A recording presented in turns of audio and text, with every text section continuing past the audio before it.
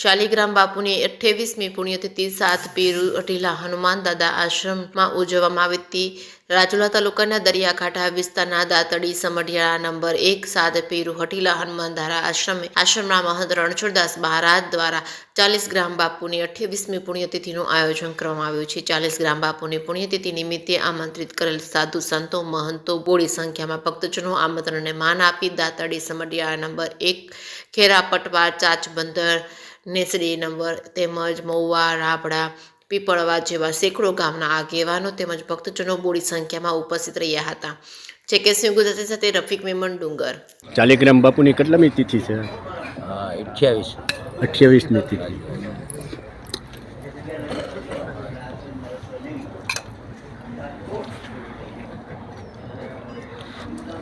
તમે આ આશ્રમે કેટલા સમયથી સેવા આપો છો? આપણે આ આશ્રમે 16મા વર્ષ ચાલે છે। 16-17 વર્ષથી? હા, 16-17 વર્ષથી આ પહેલાં રોડ ઉપર હતું ત્યારથી સમઢિયાળાના સેવકોનો મને સારો સપોર્ટ સહકાર એટલે આપણે અહીં ટકી જાય એમ સેવામાં।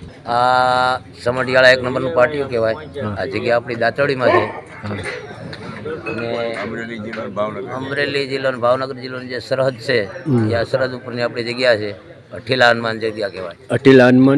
અઠીલા હનુમાનની જગ્યા 40 ગ્રામ બાપુની તપોભૂમિ। 40 ગ્રામ બાપુની તત્વભૂમિ? તપોભૂમિ। હા, ત્યાં તપ કરેલું। સમઢિયાળા 1 5 પીપરું ને? હા, 7 પીપરું। 7 પીપરું। હા, પરબની પીપરું કહેવાય, 7 પીપરું કહેવાય છે। હા,